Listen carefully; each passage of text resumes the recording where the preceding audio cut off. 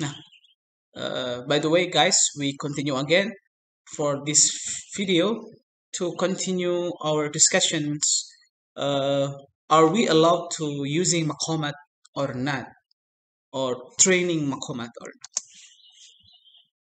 بالقرآن ويقرؤونه بشجي تارة وبشوق تارة، وهذا أمر مركوز في الطباع لم ينهى عنه الشرع، بل أرشد إليه وندب إليه.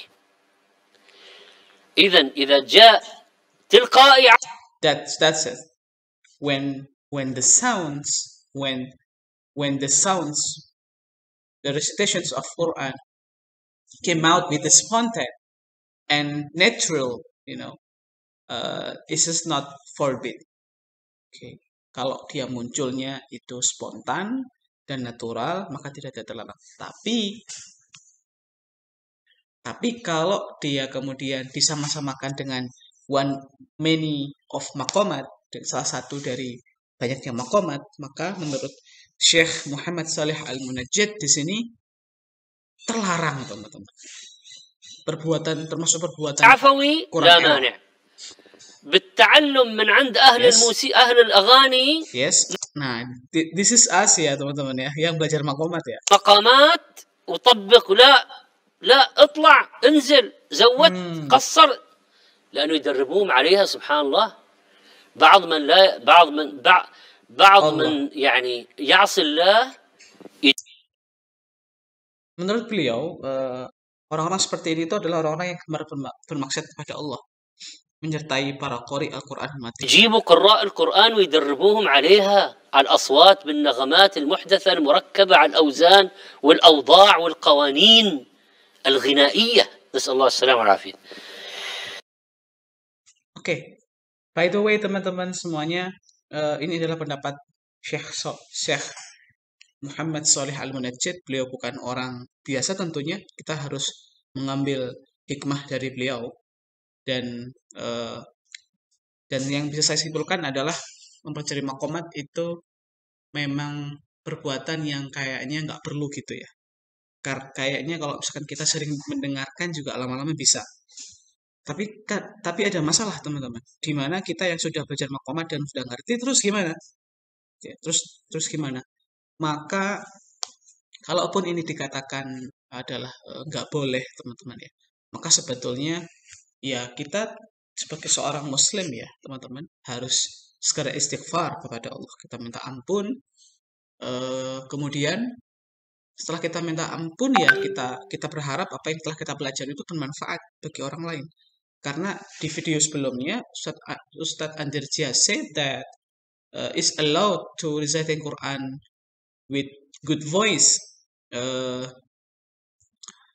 Kalau if we have pure niat, kita punya niat yang tulus, memang untuk baca Quran, untuk buat orang lain senang, gitu ya, untuk memberikan ketentraman ke orang lain, maka mungkin jalan tengahnya adalah ketika kita sedang mempelajari ya kita terus luruskan niat ya, teman-teman ya. Kita jangan stop untuk belajar, luruskan niat.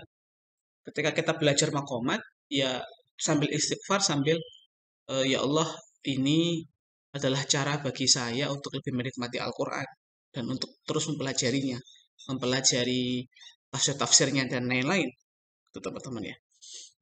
Mudah-mudahan apa yang kita sampaikan di sini merupakan jalan tengah, dan mudah-mudahan Allah meridhoi sehingga kita nggak akan berdosa, teman-teman. Mudah-mudahan Allah malah ngasih kita pahala.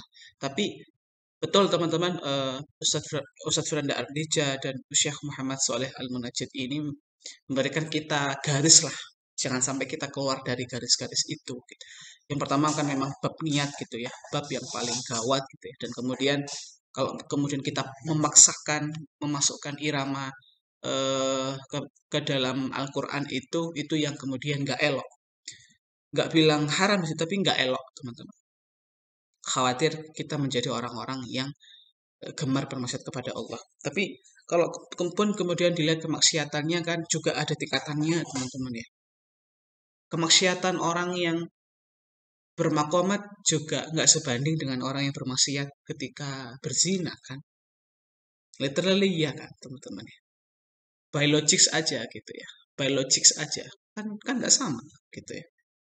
Nah, itu mungkin yang kemudian kita bisa langsung aja connect to Allah gitu ya. Kita belajar makomat, kita luruskan niat, kita ingin Allah memberikan kita hidayah dan juga kepada orang lain dengan bacaan kita yang bagus dengan Al-Quran itu, dan ketika Quran itu dibaca dengan bagus, maka banyak orang yang kemudian sadar dan kepingin sholat dan kemudian dekat sama Allah.